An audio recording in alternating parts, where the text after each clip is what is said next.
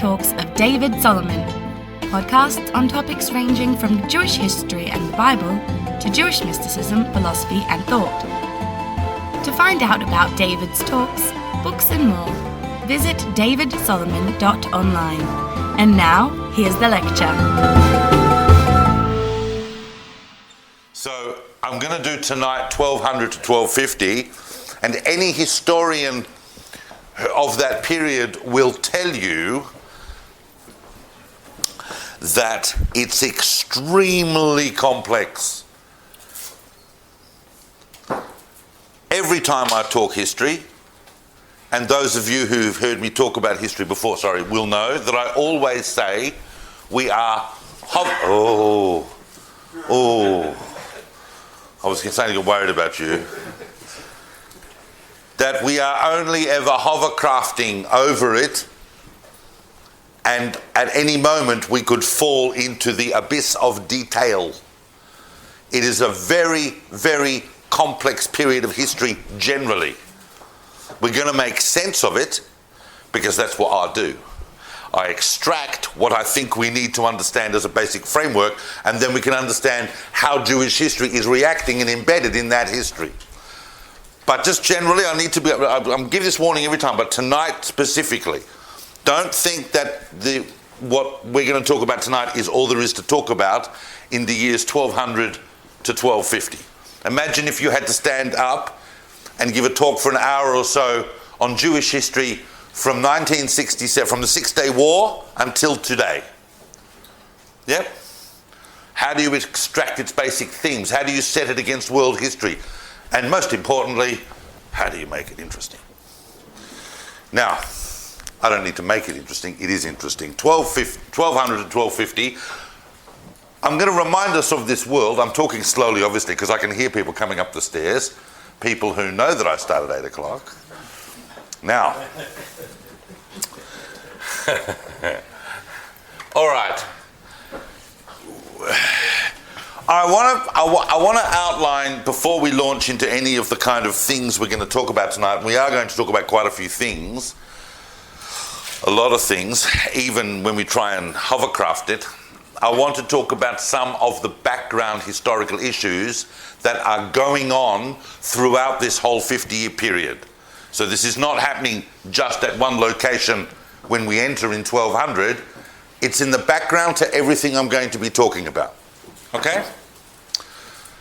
Now, the first thing we need to realize is that over the course of the half a century we're dealing with tonight, one of the things that's going on is what we now call, they may have even called it, the Second Reconuqista of Spain. When we were sitting here last week, we talked about a Spain in the second half of the 12th century that was more or less north-south divided between Islam and Christianity. Yeah? Yep. Well, this is the half century, 1200 to 1250, where that changes. By the end of this period, Spain, the whole of Spain, the Iberian Peninsula, Spain, Portugal, the whole thing is Christian. And the Christian kings that have conquered Islamic Spain are very interesting kings. We're going to talk about at least one of them in some detail. But that's going on in the background. And those kings weren't so bad as Christian kings to Jews. They were certainly an improvement on the Almohads, who had taken over Spain in the middle of the 12th century. They were better than the Almohads, and they were probably, as a whole, better than the kings of Western and Central Europe in relation to Jews. So that's one thing that's going on in the background. In corollary with that, remember, it's all happening at the same time. In corollary with that, on the other side of the Mediterranean, the crusades are still going. This is a period that covers the 4th, the 5th, and the 6th crusades. Each of those is a movement, a wave, a historical entity, and they all had one objective: Jerusalem. Now, the Fourth Crusade, as I'm sure you know, was a total balagan and a disaster and a massive, massive war crime. The Crusaders didn't even make it to the Holy Land. They ended up sacking and burning Constantinople, a Christian city. The Fifth Crusade was also a bit of a nochschlep, didn't really get anywhere, was more or less a failure. They were fighting the Ayyubids dynasty. Remember that the Fatimids had been in control of Egypt? Remember we looked last week, and the Rambam and so on? Well, Salah ad-Din, when he took over, he began his own dynasty called the Ayyubids. So the Ayyubids were taking the brunt of these forces, but they were kind of a bit chilled about it. So the Sixth Crusade was actually kind of successful because they ended up getting Jerusalem. For the most part, the Crusades were a failure, except for a little period during the 1230s, where there was once again a Latin Christian kingdom in Jerusalem. But for the most part, it all ends up in Islamic hands. So by the time we're going to reach the end of this talk, this is all background, that's why I'm saying it now, Spain becomes Christian, and with the rise of the Mamluks and so on, the Holy Land is Muslim. Everybody follow? That's one thing that's going. So that's going on. They're both corollaries. Another very important thing to understand about what's going on, and this is going to sound obscure to many of you, and it is a bit, but it's super important, and it's going on in the background. And that is the fact that Christian Europe is now entering a period that we know of, we call it, historians now call it, the period of high scholasticism. What that means, effectively, when you strip away all the fancy terms, is this. They discovered Aristotle. And basically went nuts on it. As you do. It's like a drug. You eat a bit, you need some more. Now, Islam and Judaism have already had their adventure with Aristotle, but Aristotle now is not Aristotle that he was for Sa'ad Gaon 300 years before. That was all mixed up with Plato and a bunch of Ooga Booga. Now we are separating out the real Aristotle, and Aristotle is now science. This is the Aristotle that the Rambam would have known, but even beyond that. Texts are coming to light, people are doing a lot of editing work, a lot of copying, monks are poring over these texts, and we're not yet at Aquinas. That's why Aquinas, who's basically, and don't repeat this outside this room, who's basically the Christian Rambam, and he takes Aristotelian thought and wields it with Christianity, and eventually that becomes acceptable.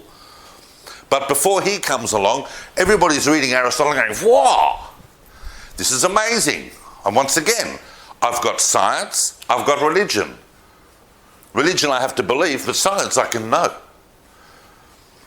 That then leads to a whole new genre of heresies within the Christian world. As it would. That's going on in the background. And we're going to come back to it. It's important to understand. And then the last thing I want to say about that's going on in the background throughout this period of 1200 to 1250, and you all know what it was, because with everything, and we do not have time for me to go into this in detail. This is such a big subject that I'm only mentioning at the beginning because it's in the background, but we can't go into the detail of it, but you need to be aware of it. And that is because they were certainly aware of it. Because throughout this entire period, in the background, Europe was faced with a very existential threat of total annihilation. Pretty much like those of us who grew up in the Cold War. The Cold War didn't necessarily affect us in Australia or places like this on a day-to-day basis, but you knew that any moment Russia and America could go to war and nuke the planet. That's what it was like. And what was the threat of annihilation? The Mongols. One word, Genghis Khan. And his sons, who throughout this entire period are sweeping not only towards Europe, but towards the Islamic world as well. They don't care. They're coming from a different planet, and they are not nice.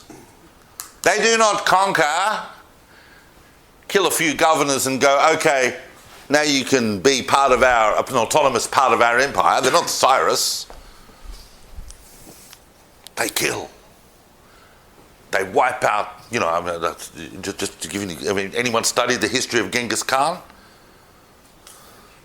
It was amazing. Amazing army and an amazing warrior. But you can imagine the stories that were reaching Europe about what was happening here. And they were unstoppable. And as you know, those of you who've studied the Mongol invasions, which we do not have time to go into now, first of all, those who think that they were just running around on some horses out here should realize that in 1238 they captured Moscow, after which they got as far as the Danube and were threatening Vienna. This was not a thing, and everybody knew about this, and everybody was concerned about this. And there were Jews that fought for the Mongols, and there were Jewish communities that helped shore up defences for European communities. Jews were not really agendaed with the Mongols in any specific way. It was all local. But that was an existential threat that's happening throughout this entire period. All right? What religion was Do you watch Game of Thrones? Do you ever watch Game of Thrones? Yeah, I understand what you said. Do you know the Dothraki? Yeah? What religion are the Dothraki? Right? Something like that. So they didn't have the same feeling like they just had. They tended to adopt syncretically some of the ideas, but that's a very, very complex topic. Yeah? That's a very complex topic. And it's a good question. It's a good question. I'd have to come back to you on that. But I want to go back to where we left off last week. We talked about a very, very important community in Germany that was having a tremendous influence around the place, and that, of course, was Regensburg. Yeah? Remember we spoke about Regensburg, and we spoke about the Hasidei Ashkenaz. Regensburg saw itself, and once again, as I remind us, it was called the Jewish Athens.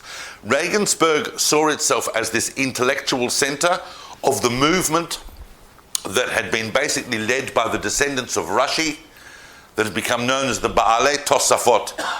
They were sitting there, they were writing all sorts of glosses on Talmudic passages. They were diving into the meanings of passages, the meanings of words. They were heavily into commentary. Halachic outcomes, not so much their priority. That was a Sephardish shtick. But they were very, very in other words, they are kind of reflecting the trend in Europe towards high scholasticism. And we can, in fact, see some cross-fertilizations of elements of didactic logic between Christian scholasticism and all those monks thinking and writing books and so on, and all of that industry, and the projects of the Baalei Tosafot on the Talmud. And it also is the place which began that movement called Yehudei Ashkenaz, Hasidei Ashkenaz, the pious of Ashkenaz. Remember we spoke about that? It is a mystical, pietistic movement that had tremendous influence on the character of Ashkenazic Jewry. This is the period in time, ladies and gentlemen, that is responsible for you not eating rice on Pesach. That is this period. They decided, rice, never seen it, but it sounds like a legume. Now,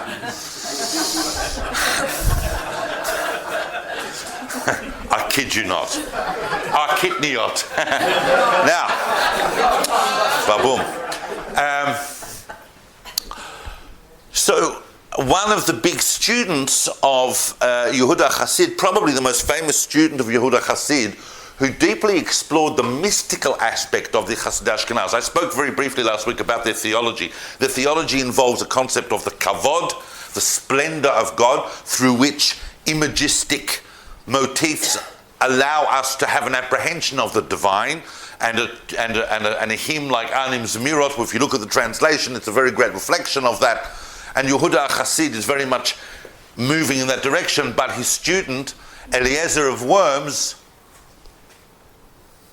takes that even further and begins to develop a very unique Ashkenazic flavor of mysticism that involves contemplation of names, bit of magic, some folk aspects, but very, very contemplative, and above all striving for a type of removed holiness, but with a great emphasis on the fact that mystical states are achievable through intellectual introspection. Now, why I mention Elazar of Worms, and he's very important, but I also mention him because there's a very interesting historical aspect to do with his wife. And I actually spoke about his wife in the series that I gave, I think last year, the Big 7 part at the museum on women in Jewish history. And we spoke about Dulce of Worms. Dulce of Worms, I mean, we'd probably call her Dulcie today, but you know, Dulce. She was a great-granddaughter of Rashi. So already we're deep within that tradition of the Tosafot, of Rashi's family, of the Hasidei Ashkenaz.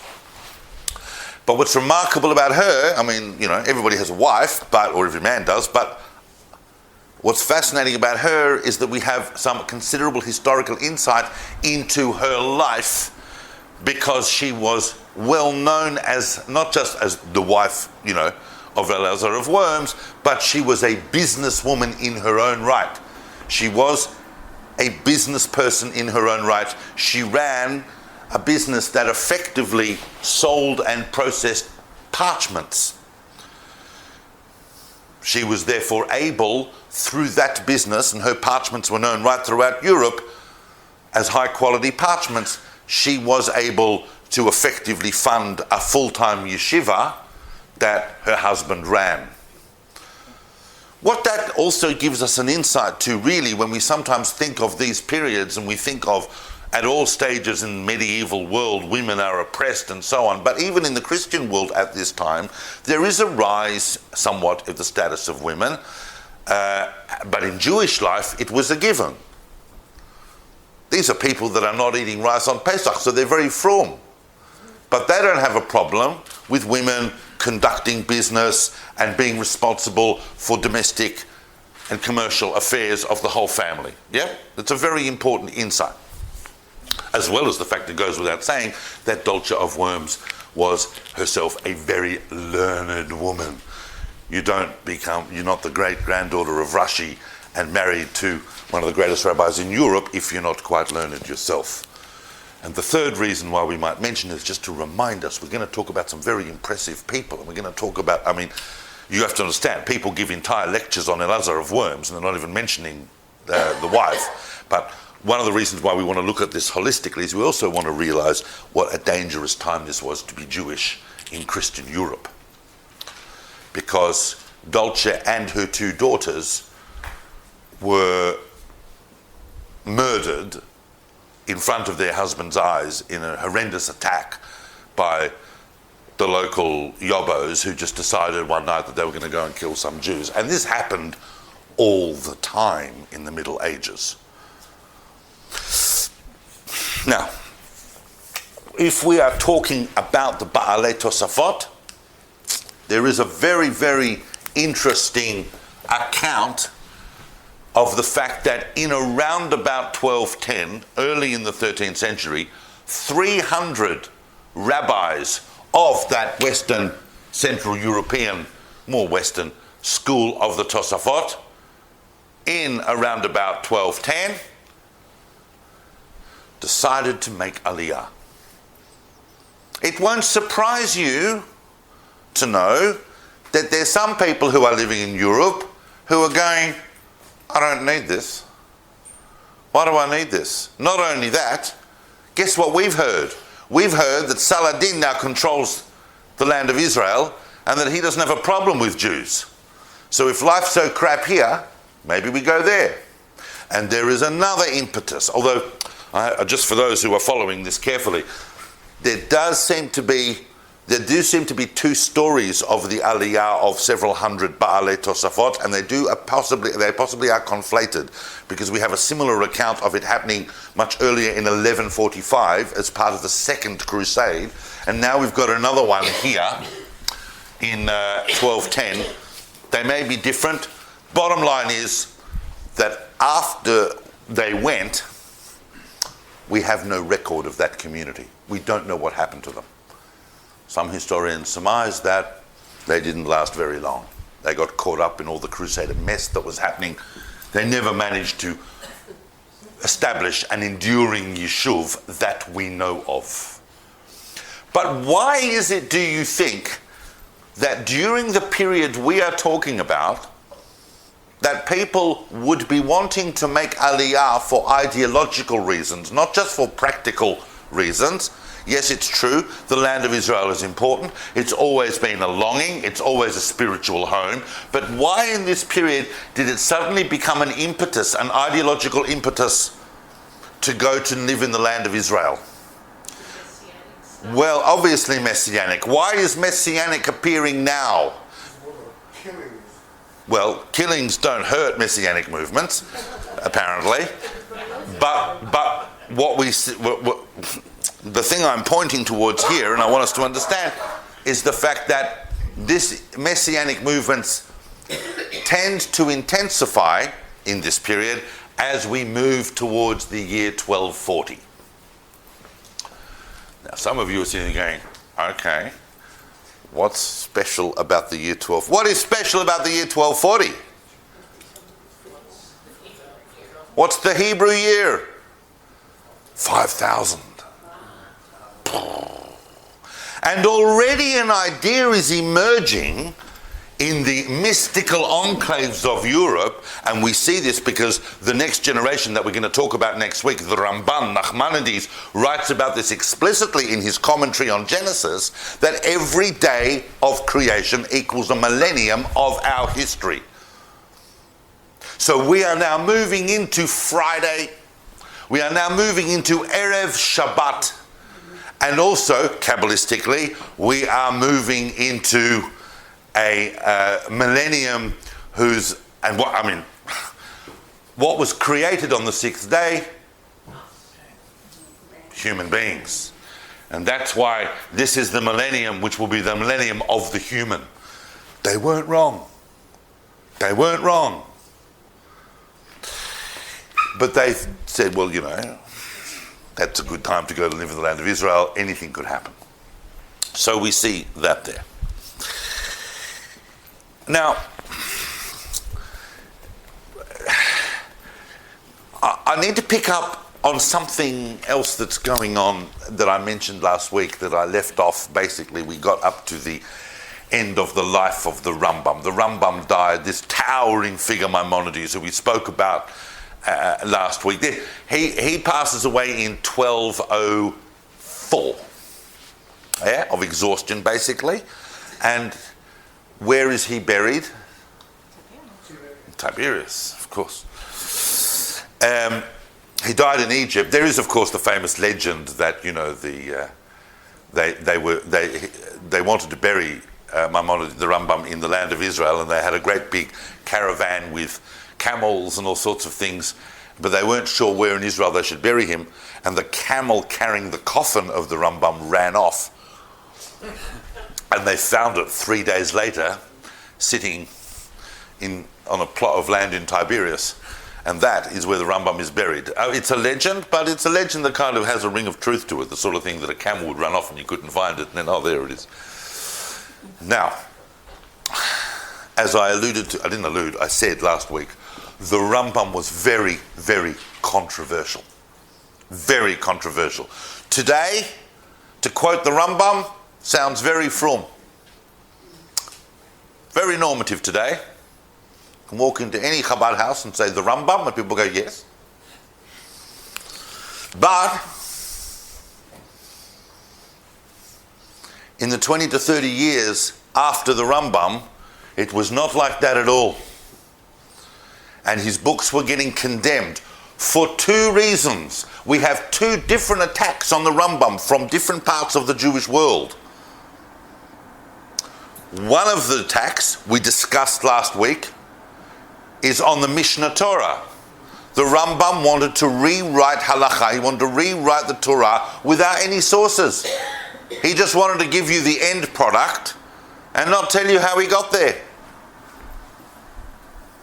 And you can't do that, according to them. Now, we know that the Rambam said, well, no one's like me, and they don't have time to sit down and do all that, and people need to know what the halakha is, so I've given it to them. What's your problem? They go, well, the problem is, Rambam, you have not given us any sources so that we can work out how you work this out, and that we can engage with the fundamental principles so that we can work out, in other words, this, yes, you've produced a very impressive document for our time, but how do we go forward from here? That's one problem, big problem with the Rambam. The second big attack on the Rambam is what? Philosophy. Philosophy. People were reading Moreh Nevuchim, the guide for the perplexed, which was supposed to shore up people's intellectual faith, having read Aristotle. They're reading it and they're leaving religion. And they're getting mixed up in philosophy, they're getting mixed up in Aristotle. And some rabbis in Europe are waking up, and some communities are waking up going, we don't want this. First of all, we don't understand Aristotle.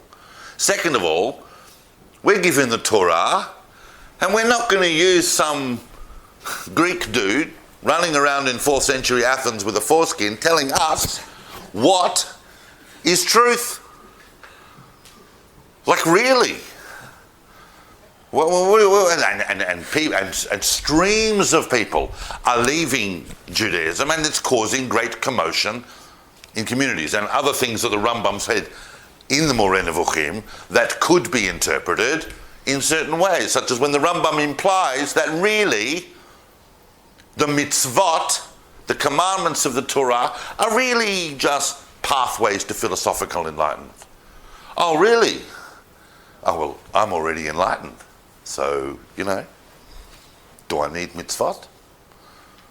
That's the problem of the outcome of the rationalist discussion that the Rambam had.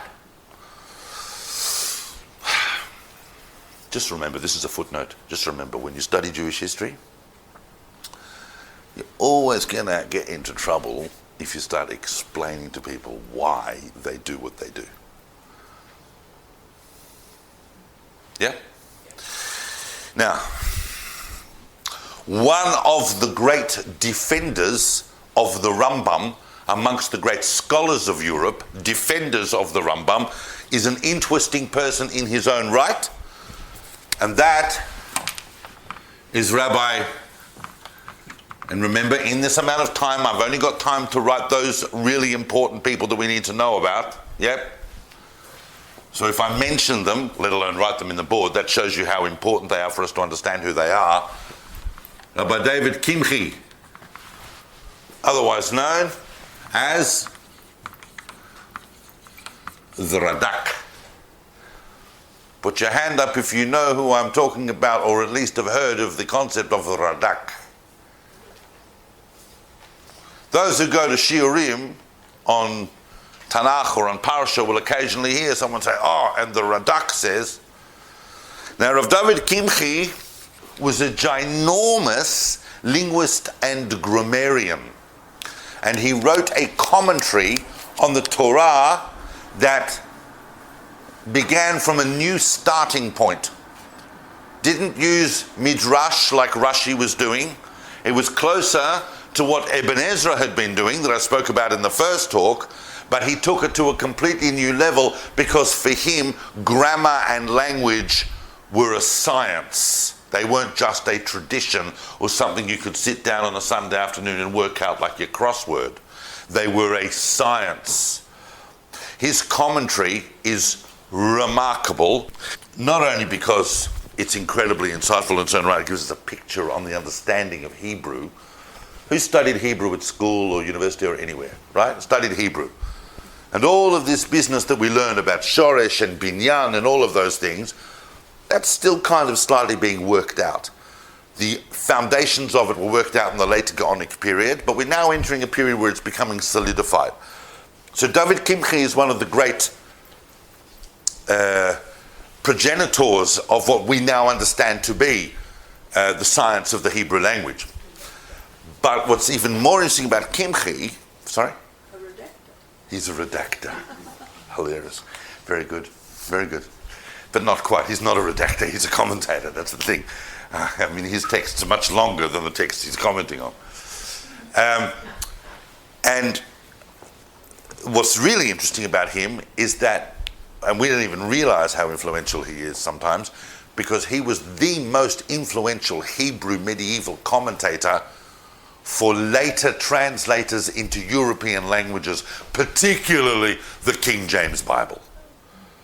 When they sat down and they go, what does this verse mean? They didn't go to Rashi, like we would. What does it mean? Look at the Rashi. They went to everyone, but the one they really, really stuck to was David Kimchi. And therefore you can see Kimchi's interpretation page after page inside the King James Bible. It's fascinating for those of you who want to go into that particular picture. So Kimchi is important, and therefore when Kimchi stood up and said, I think the Rambam's okay, I don't think we should condemn, they were wanting to put a ban, they did put bans on the Rambam's books. You weren't allowed to read it. And Kimchi was one of those who came out and said, I think that we need to realize who the Rambam was. He was a giant and his works are going to be highly enduring. It would be a mistake for us to ban those books. All right. Now, I'm going to now launch on a particular part of this talk that is kind of super connected. And I want people to follow, not get confused. But everything I'm going to talk about now, in the next 3 or 4 short topics, are all connected. It's one long, sorry story about this period, but it is really the story. And it brings in from a few other different parts of Jewish history as well from this period. Is everyone right? There's some sort of... Is everyone okay? Yeah, good. You know how Christian Europe worked, right? So there were 2 basic centers of power. One was Rome, where the Pope sat, and the Pope had total theological power. Total theological power. He could excommunicate you from heaven at will. He could save you from hell at will. The whole doctrine of infallibility is really emerging at this time.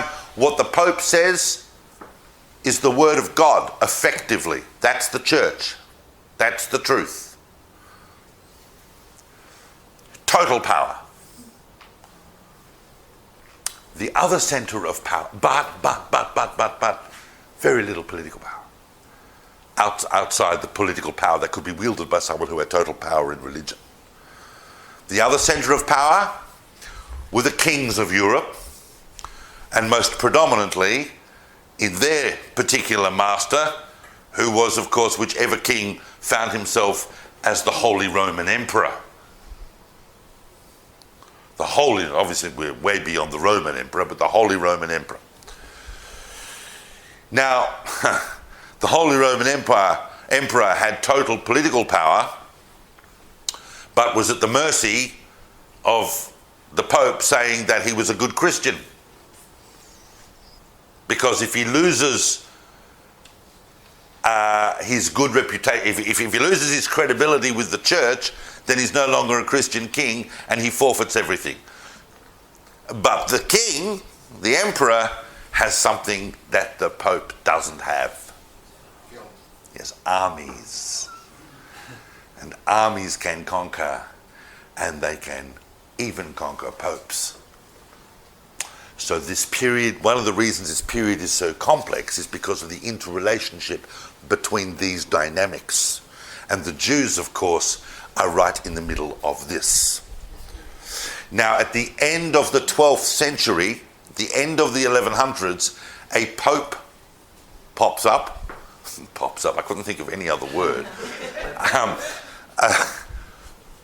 It's not just a pope. He's a big pope. Those of you who are into the history of popes, and I can look around the room, and I know that some of you are, will know that this is a big pope.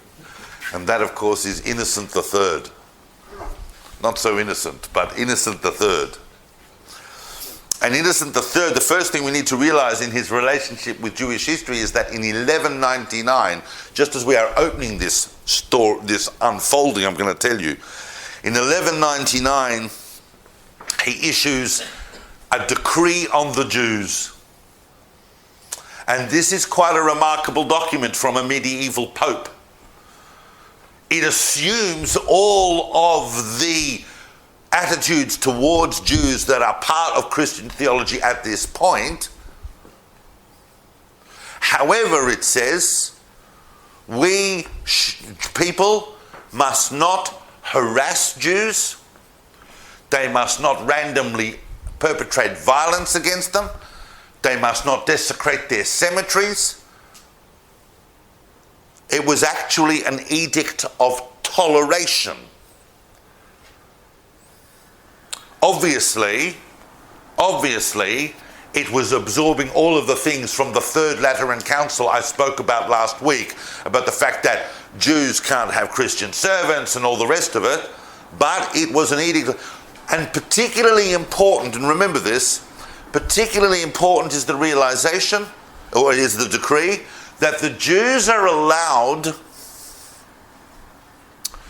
to maintain the traditions that they have always had.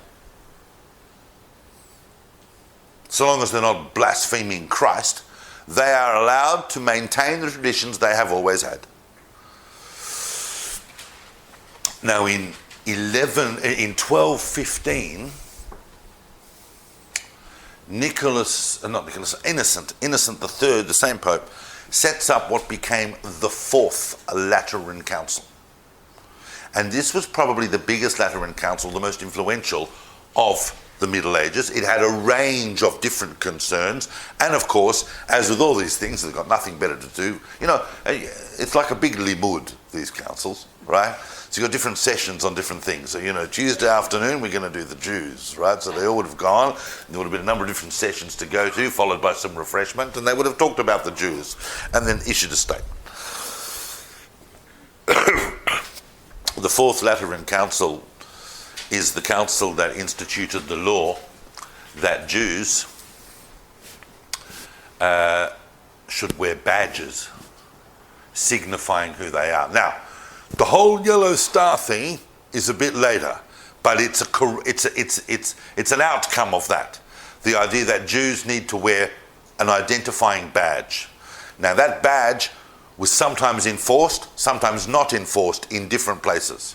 One place where it was enforced, and we know, was England. And what was the badge? Anyone know? It was the Ten Commandments. They had to have a little Ten Commandments sewn into their garments to show that they were Jews. That's quite ironic. It's almost like saying, you Jews keep the Ten Commandments. We don't, but you do. It's very weird. Don't forget also, there is a strong perception at this time, generally in the Christian world, that Jews, the Jewish religion, that Judaism is about keeping the commandments of the Old Testament. Which it is, but they don't really know much about the Talmud. They don't know much about the oral Torah. Their perception of Jews is that we keep it as it's written in the Bible. And that's our problem, because we can't see that, obviously. Look at that. Why would you not want Jesus when you got that? They have no concept of the oral Torah. So they perceive us as literalists, and we're wearing these Ten Commandment badges in England, an outcome of the Fourth Lateran Council.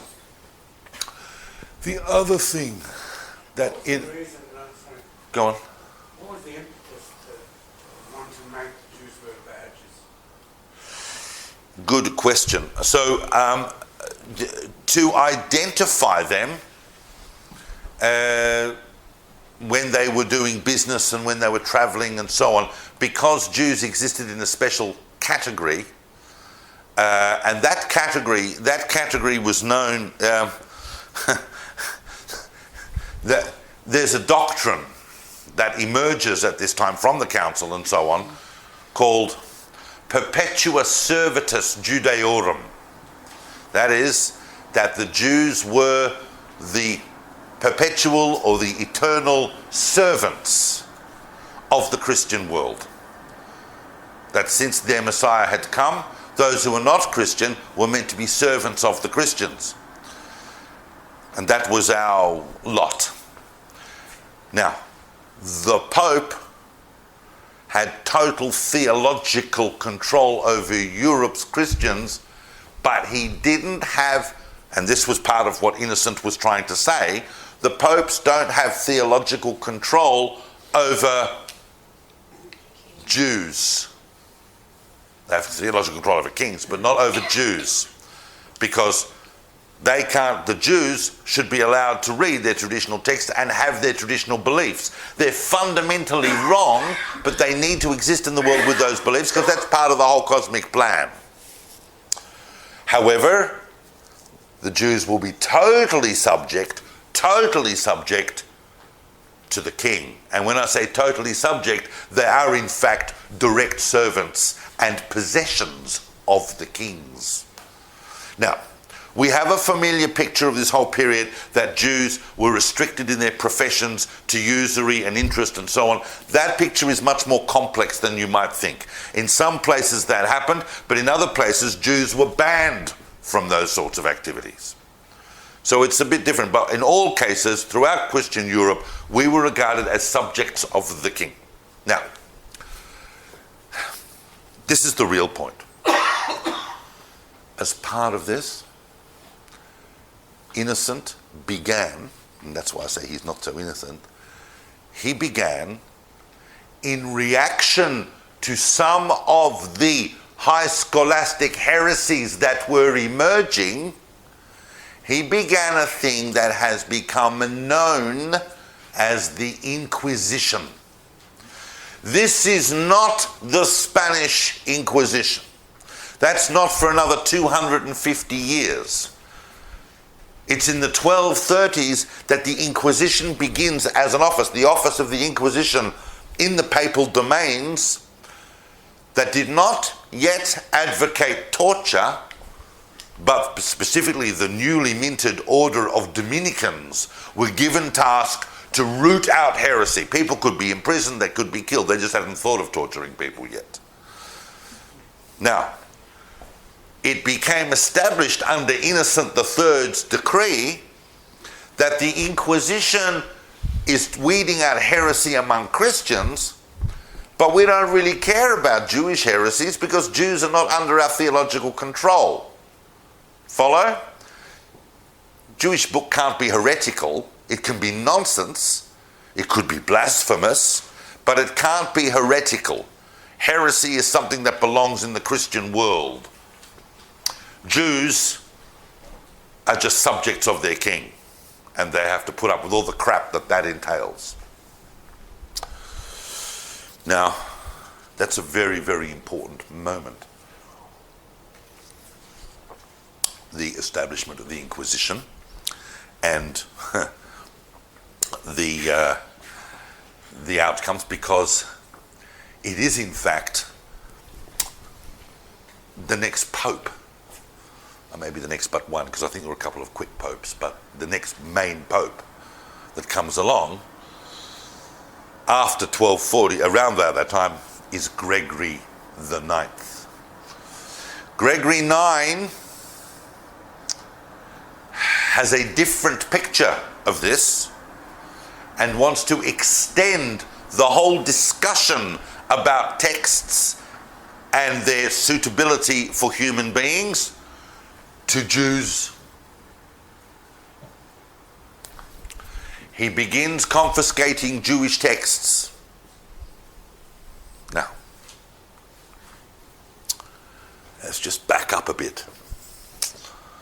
Let's back up a bit. It's a very complex picture I'm giving you, but so I want to make sure we get in the right order, we don't get confused.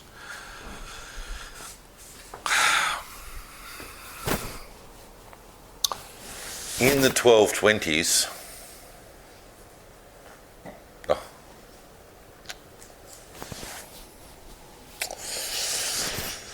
sorry, just one more quick thing I wanted to talk about in relation, because it ties in relation to mysticism. Yeah, I talked about Eliezer of Worms. We talked about the whole Regensburg school here. Of course, once again, the big activity is happening in Provence. Kimchi came from Provence. He wasn't particularly necessarily known as a mystic, but that's where that was happening. But now that the Christian kings are starting to capture areas here and make life more okay for Jews, although Provence is in France and its basic axis was this way, it starts going that way, and so we start seeing a cross-influence between Provence and towns in northeastern Spain, particularly the city of Girona. So, for example, the son of the Ravad, remember who was the Ravad? Avraham ben David of Posquier, who was in Provence, and the great critic of the Rambam, respectful critic of the Rambam. His son is known as Isaac the Blind. In Hebrew we call him Yitzhak Sagi Nahor, which means Isaac of a lot of light. It's a euphemism for the fact that he was blind. He became the father, the uber daddy of Kabbalah.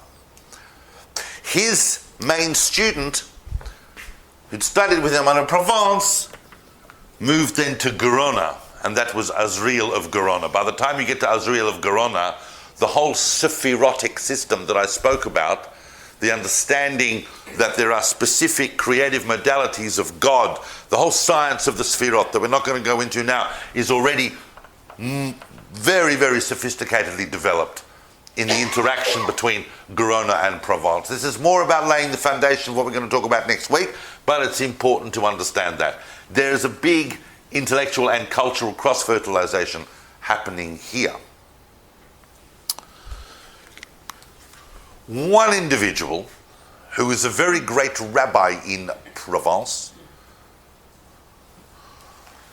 called Shlomo of Montpellier, enacted a ban against Maimonides, a very, very severe ban, and it would appear that he either participated in or at the very least acquiesced to an event that horrified a lot of people, and that was that they took all of the works of the Rambam and they burnt them. A public burning in the Jewish community. This is not a wider thing. This happened in the Jewish community. A public burning of Maimonides' books sanctioned by Shlomo of Montpellier, one of the biggest rabbis of Provence. This is a very, very shocking event. Who was it that said that in the place where they burn books, eventually they'll burn people, right? This was to have tragic outcomes. That would have been in the 1220s at some point. Now,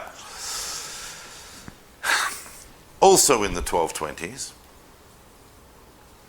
a young man in Provence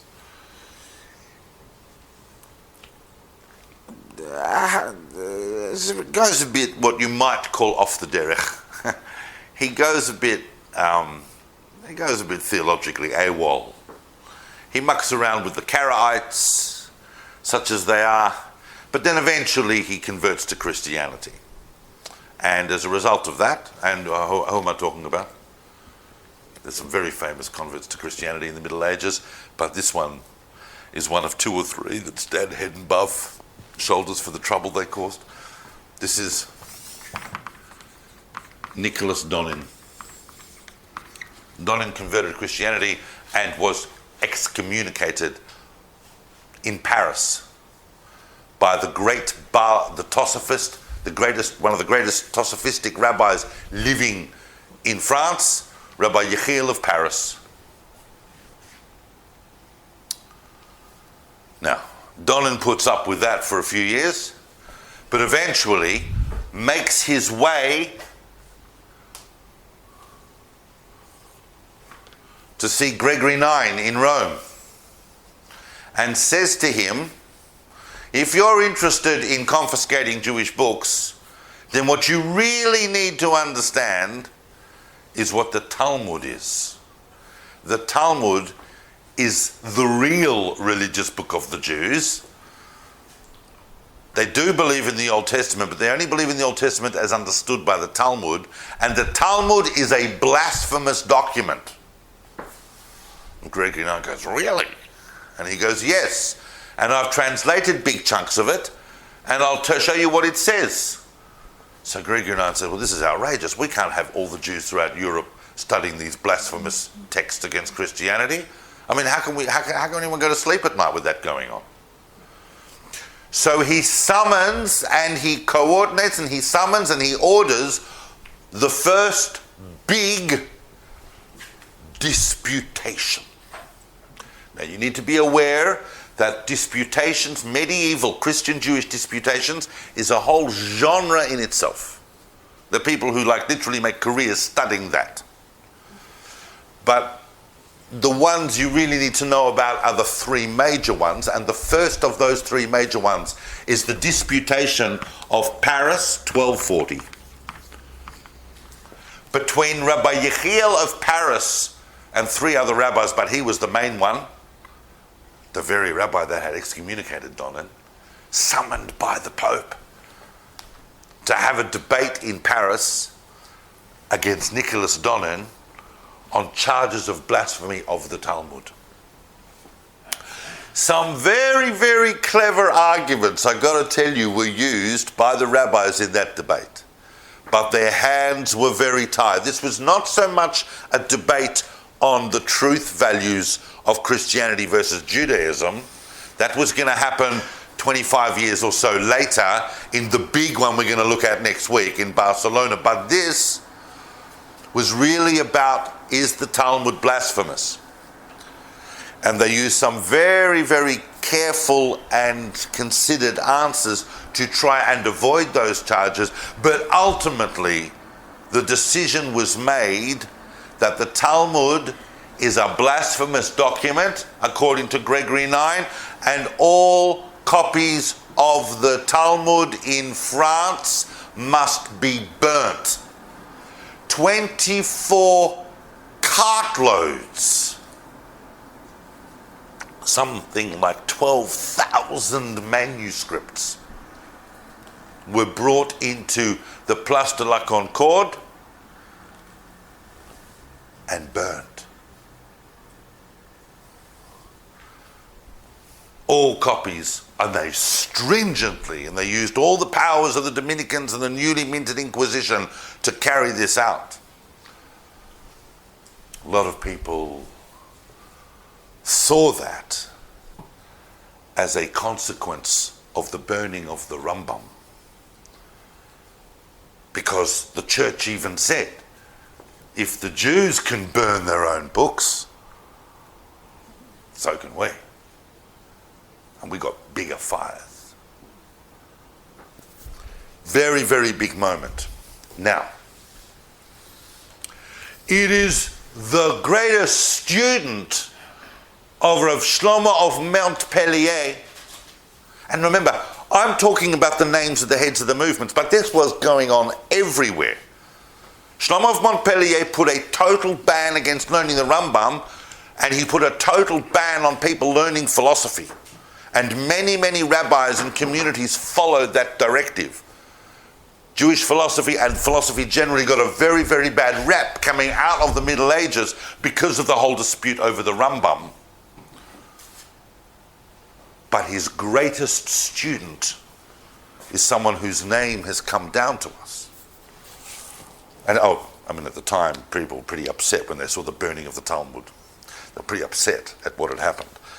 His greatest student is, we know, as Rabbeinu, and there's not many people in Jewish history that get the title Rabbeinu.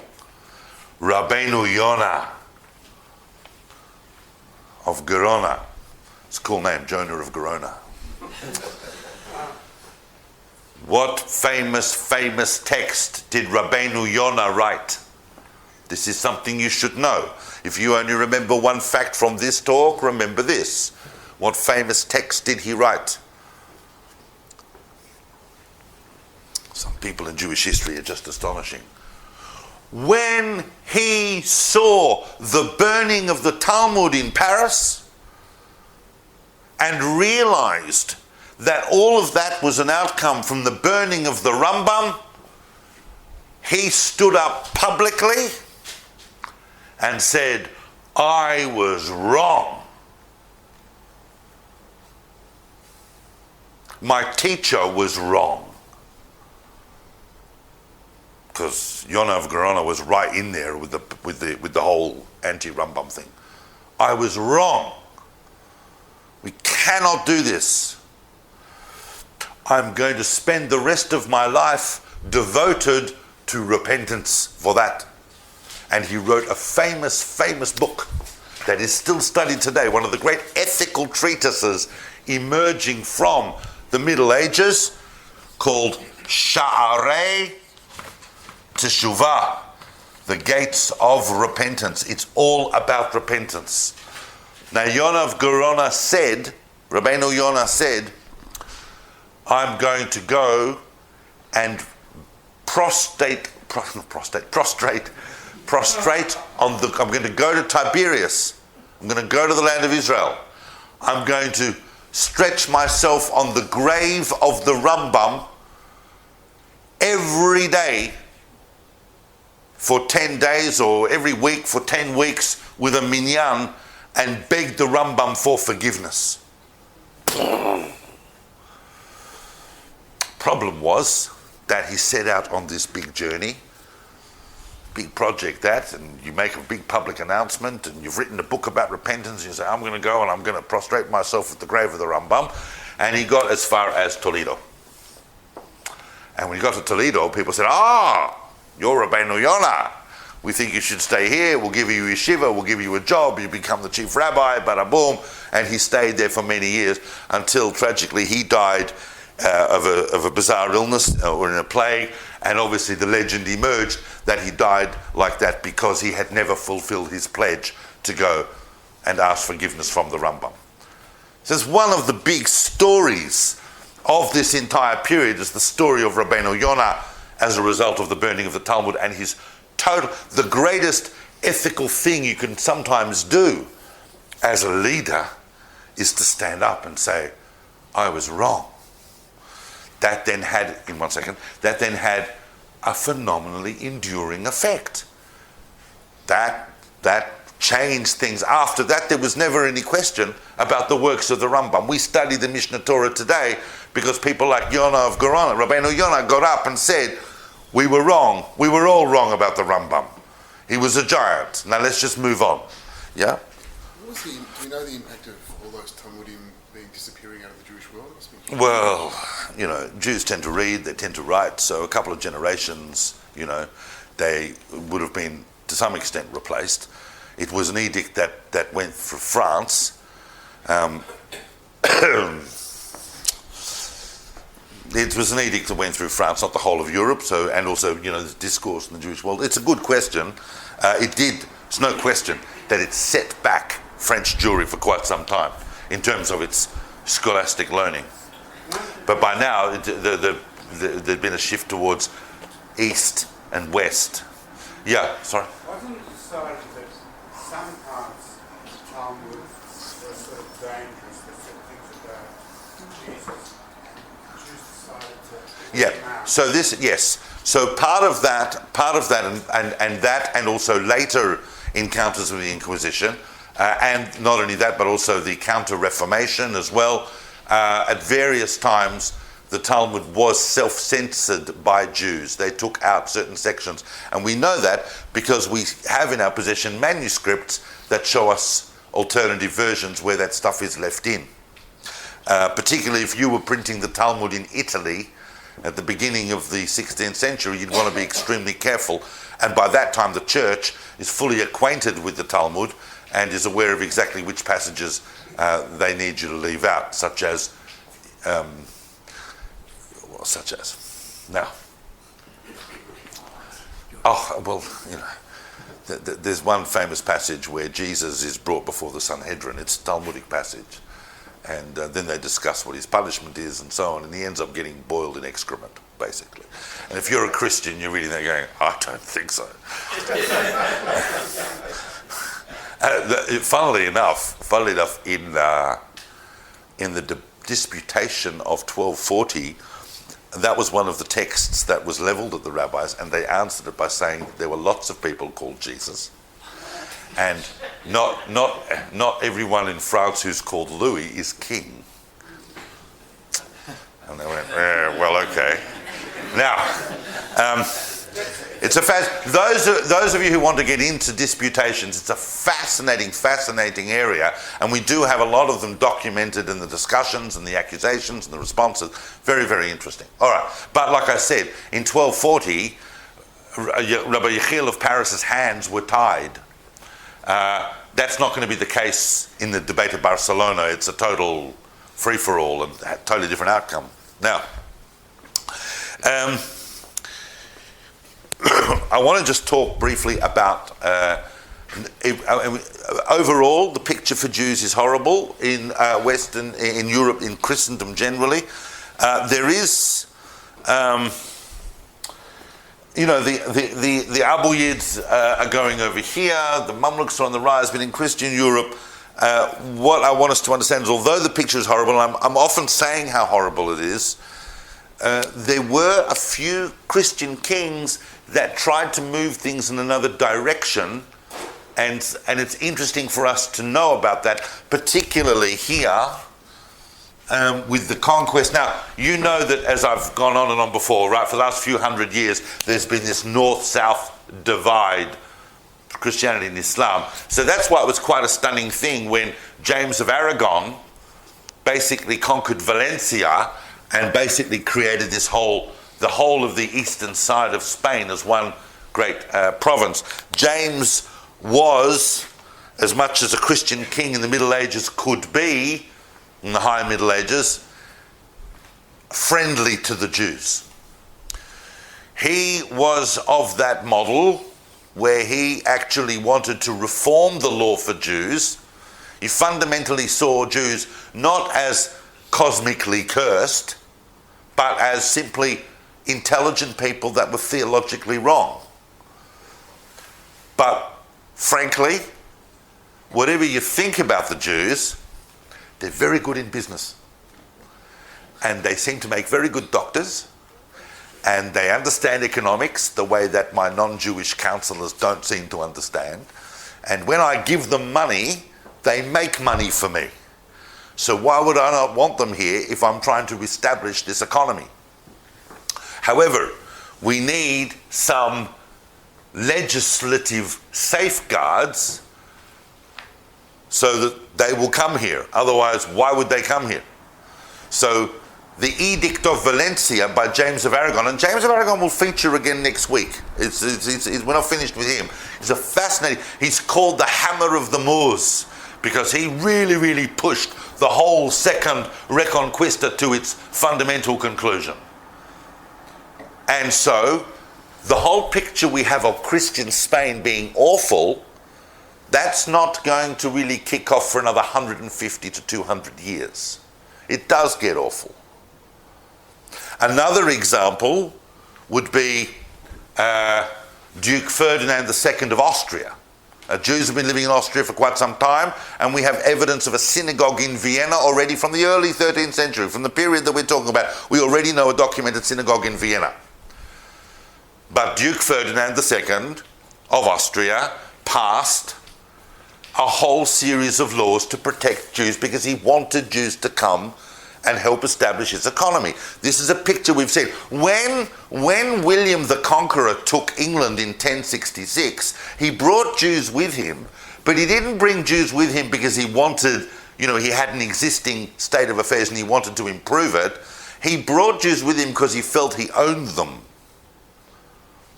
But this was more along the lines of an invitation to Jews. We do have legal safeguards for you. You will be free from harassment. People will not be allowed to throw things at you on your festivals. Apparently that was a big thing. People would go around on Yom Tov and chuck stuff at Jews. That won't be happening. If anyone perpetrates violence against a Jew, they have to pay twice. They have to pay a governmental fine, which was in gold, and personal compensation to the Jew, which was in silver. Now, that was remarkable for the time. Of course, it didn't help the Jews 200 years later, 2 centuries later, when they were all expelled from Austria. In other words, just because Jewish people are given a certain temporary reprieve doesn't mean it's lasting.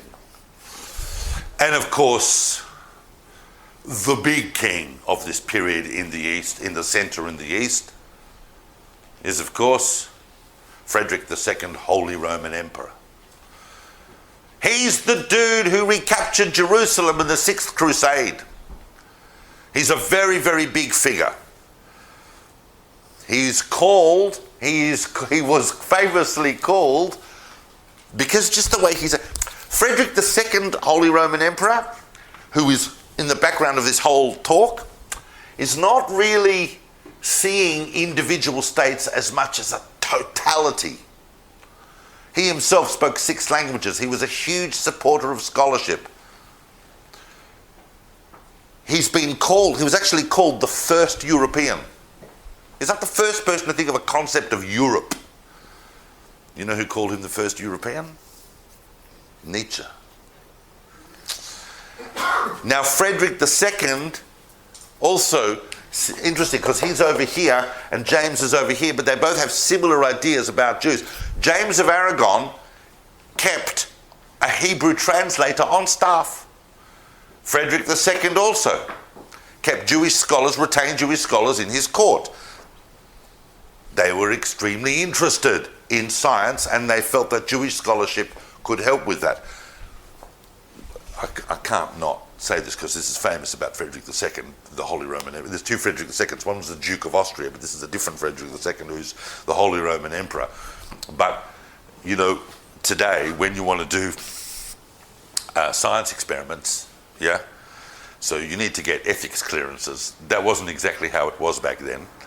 If you're the emperor and you want to do a science experiment, you just decide to do it. And one of the things that was fascinating Frederick was whether or not there was an innate human language. Now we can laugh, but this is the beginnings of science as we know it. We're not even yet at the conditions that are going to lead to the circumstances that lead to the Enlightenment, but we are just, the rays are just picking up because we're reading Aristotle, we're going, well, we can use our rational minds, we can think out things for ourselves. So he goes, I think there might be an innate human language. It's like Chomsky on crack. Why don't we take a whole bunch of babies and not speak to them and stick them in a place and just give them food and what they need to survive, and when they grow up, let's see what they speak. Now, the general consensus about the outcome of this experiment was that they would be speaking Hebrew, because that was the natural language of Adam. He wanted to prove that. Now, it's ridiculous from our perspective, but it shows a method. This is the rise of scientific method. And therefore he needed Jewish scholars on staff for experiments like that, because, you know... Did they communicate? Do you know the results? We do know the results of it. So awful barbaric.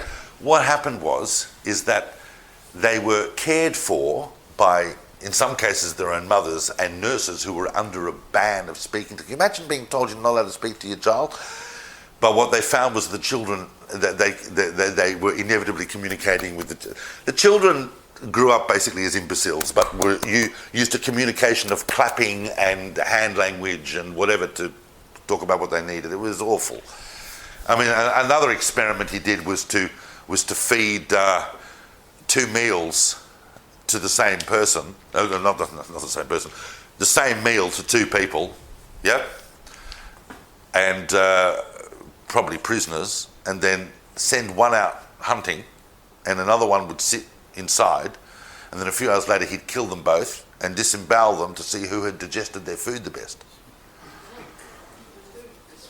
This is science in the 13th century, a la Frederick II. However, the reason I can't get lost in Frederick II, he's fascinating, but the reason I want to erase Frederick II, the biggest reason is because Frederick II, because of these kinds of interests, made a full inquiry, a royal commission, if you like, and this is unique, into whether there is any truth to the blood libel. And Frederick concluded and published and decreed a complete refutation of the blood libel. It's not true. It's a slander against the Jews. This was a very, very important moment in the context of European history. It didn't stop the blood libel from happening. In fact, throughout the 1240s, we start to see a new type of accusation. Remember, I'm always saying, every time a new anti-Semitic idea comes into the world, it soon becomes very trendy, so it pops up in one place in Germany, then we start seeing it popping up elsewhere. That happened with the blood libel. Already, the first blood libel was actually 100 years earlier. But now almost exactly 100 years later, we see another slanderous accusation. You see, the Christian church, no, the people behind, I shouldn't say the Christian church, the people behind the slander worked on the fact that they said, the Jews are really defying Christ, but they actually do believe. And when we perform the Mass, and there is a transubstantiation, the bread becomes the body of Christ, they believe that. So what they do is they try to steal it. It's called, that bread that has transubstantiated is called the host. So they steal the host, or they break into the church and they pierce it until it bleeds. Beyond weird. It's called the accusation of the desecration of the host, but it cost thousands and thousands of Jewish lives. There were massacres after massacres in all places around Europe because of this belief in the desecration of the host. So if it wasn't a blood libel, it was a desecration of the host. Now, so I wanted to talk, but I did want to say, although we have this horrible picture, there were kings and rulers at various times who were trying to effect some kind of change in the relationship between the Jews and the Christians, but on the whole, we were servants of the king. We existed purely at the protection and the pleasure of the king, and we were subject to that even if we were outside the theological reach of the Inquisition, which on not all occasions we were. I'm just going to mention very quickly just a couple of other things that I want to talk about before I finish, just 5 more minutes or so. Because I want to talk about Stephen Langton. Who's heard of Stephen Langton? I can tell you right now, and I'm going to say these words, and you're going to go, nah. I'll tell you right now, you may not recognize the name, but you are very familiar with his work. Stephen Langton was an ecclesiastical figure in the Church of, not the Church of England, the Church in England.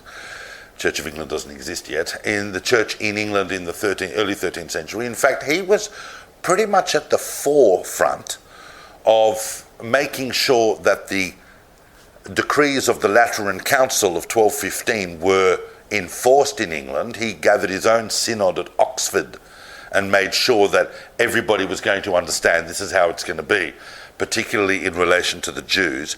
He was no friend of the Jews. That's what makes it kind of a little bit remarkable, what I'm about to tell you, and why you know his work. He also wanted to create a structure whereby it would be easier for Christians to argue with Jews about the Bible. the Bible was a bit of an unwieldy document. So Stephen Langton divided it into chapters. Those chapters, which were developed by a Christian priest in order to argue against Jews, became absorbed into the Jewish Bible itself, because we saw them and went, you know what? They're quite handy. I mean, we got the parsha of the week, but that doesn't really help us that much. Plus, he's done it for the whole Bible. I mean, you've got to realise, before Langton, the book of Isaiah was... Where do I start? Where do I finish? Where are the breaks? He divided it into chapters. The chapters that we now use in all of our Tanakhs, even the Frum Art Scroll ones, whatever you want to pick up, all implemented by Stephen Langton. So we're not against a good idea when we see it, but we need to just recognise where it came from. Another very, very interesting thing about this period, and some of you are going to go, oh, really? What about the parashot? So the parashiyot had already existed. There is obviously a discussion, as there is in all Jewish sources. There are two views, but either the parashiyot were introduced by Ezra back at the beginning of the Second Temple when they instituted the public reading of Torah, or, as is also possibly likely, that they were a bit later, perhaps in the early period of the Talmudic, particularly in the Amoraic in Babylonia and so on. When the whole idea of dividing up the weekly cycle of the whole Torah into a year really became established. You know that there was two competing systems. One was a tricycle, one was a unicycle, and so on. But that's much older. But that's what we had. That's all we had was the parashiyot. And Langton came along, gave the whole Bible chapters, and we went, great, brilliant. You want to use that? Bring it on. Another interesting facet of this period, and some of you are going to go, oh, really? And I'm going to go, yes, really, is that this period is really the closest period that scholars identify to the rise of a very unique language called Yiddish. It is from here that we start to see that the Jews of Ashkenaz, particularly the Jews living in German-dominated countries, and Germany is now kind of flexing its influence a bit towards the east. Remember that most of Frederick's rule, although he was very focused on what was going on in the crusades and so on, had to constantly keep one eye out for the Mongols. There was a general thing, so the Germanic peoples are kind of flexing a bit, and the Jews living in those countries have been there long enough that they have started to speak in a unique Judeo-German. I'm sure you're aware, those of you who've studied Yiddish will know that there's Old Yiddish, Middle Yiddish, Late Yiddish, Modern Yiddish, Polish Yiddish, Galish Yiddish, all the different things going on with Yiddish, but it has its linguistic origins more or less in this particular period. Yep. And of course, the last thing I just wanted to mention was the rise of the Mamluks. The Mamluks basically came from slaves in Egypt, and they rose up to eventually overcome the Ayyubid dynasty that had been established quite some decades before by Saladin, and they overtook it, and therefore eventually the Mamluks, by the time we close this period, are pretty much in control of the land of Israel, and certainly will be for the next half a century. That really locks out Christianity. It locks it out until today. That's when the Crusades basically, they didn't quite give up. They staggered on for a few more decades, but it's from that point on that we don't really see that much Christian penetration into the land of Israel. It's a lockup for Islam. Yeah? And eventually, because eventually in the 1400s, the Ottomans are going to come along and so on, and it's all game over for Christianity. They get a little shtibble there on Har Zion. Yeah. Can I just ask a very fundamental question? Why were the Muslims so interested in... we know why the Christians were, we know why Jews were. Why were the Muslims interested in what? Even as early as the 12th and 13th centuries, this period we're talking about, any rabble in Syria could be roused up by an imam on a Friday morning talking about how we have to reclaim Jerusalem. They see Al-Aqsa as one of... Jerusalem is not mentioned in the Quran, but it does talk about Al-Aqsa, the far place, and it was seen as the kind of limits of the journeys of Muhammad, and was seen as a holy city, not as holy as Mecca and Medina, but nevertheless regarded as a city that they didn't want to give up. And if they give up Jerusalem, you said the word fundamental, and it's very true. It's a fundamental thing that we need to keep remembering. And it's possibly as true now of the Islamic world as it was then. But Islam and Christianity are both absolutist religions. There's no room for any other religion. We have the truth. Jews don't have that problem. Jews are used to existing in a world where there's lots of different views and religions, and they all can do what they want. But these guys can't handle that. I think the popular, I may be wrong, the popular understanding is that Muhammad dreamt that he went up to heaven from the rock. He dreamt it. But that's not enough to make you fight centuries. Well, can I suggest that you take that up with a Muslim cleric and discuss it with them? I would love to get into that with you, and I'm certainly interested in what you discover, but I don't have an answer for you on that, other than the fact that what I do know is that Jerusalem is extremely important to them. Bearing in mind also that until he made the decision to worship towards Mecca, Jerusalem was the original location that Muslims bowed towards. Because they, at the very beginning of Islam, their starting point was the Bible. It was the Bible. And really, Muhammad became disillusioned by the unwillingness of Jewish communities to adopt his new framework. Had they been more... I think they needed to do what they needed to do, but had they perhaps been more willing to absorb that, Islam might have ended up being some weirdo cult within Judaism. Who knows? But that's not what happened. But Jerusalem was important, and according to many, it still is. They pray with their back to Jerusalem. Sorry?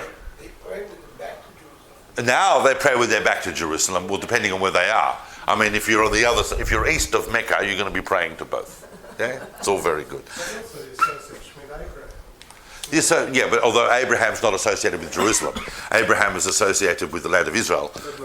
Well, yeah, but then you've got to go to the rabbis to say the rabbis are going to tell you that Moriah is Jerusalem. So, well, that once again, we are going into Islamic theology. I wish this was a talk on Islamic theology, but it's not. But yes. They basically replaced Isaac with Ishmael in the whole self-sacrifice story, and therefore, if they, and every reason to believe they would have adopted the Chazalic position on that, because Muhammad was quite open to adopting different midrashic perspectives. So fine, that was on Moriah, and that was in Jerusalem, and therefore kind of the founding of their faith happens there. And so it is important, but I can't stress enough that I feel a little underqualified to talk about Islamic theology at this point. The same way that I feel a little unqualified to talk about Mongol religion right now, but because that's a fantastic question, and I feel bad that I didn't perhaps look into that and remind myself of what was going on. All we know about the Mongols is that they were terrifying. Yeah. If you started now, when does Ladino start?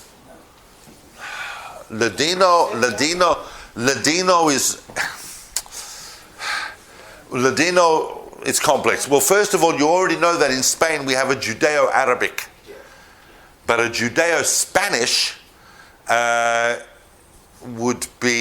would need really to be just about to start now. It's a little bit later because you actually need Jews living in Portugal and Spain under Christian rule to really have that developed. I think that we are entering the period where Ladino is starting to take off, but I think Yiddish is already established before Ladino. But I'm saying that with a predominantly Ashkenazic audience. Maybe if I said that somewhere else, I wouldn't go down so well. But I think that's the case. All right, guys.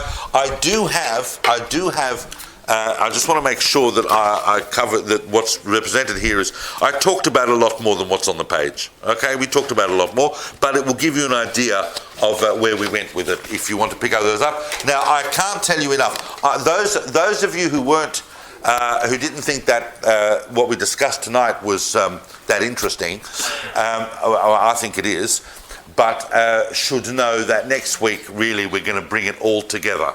Yeah, because the series is called From the Rambam to the Zohar. So how do we get to the Zohar? How do we get there? And 1290 is such an astonishingly important year in Jewish history, you don't want to miss it. So I'm hoping I'll see most of you next week, and thanks for listening.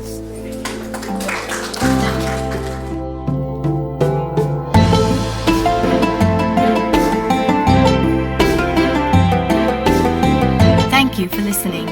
To find out more about David Solomon's books, recordings and classes, or to support his work and teachings for just a few dollars a month, visit davidsolomon.online.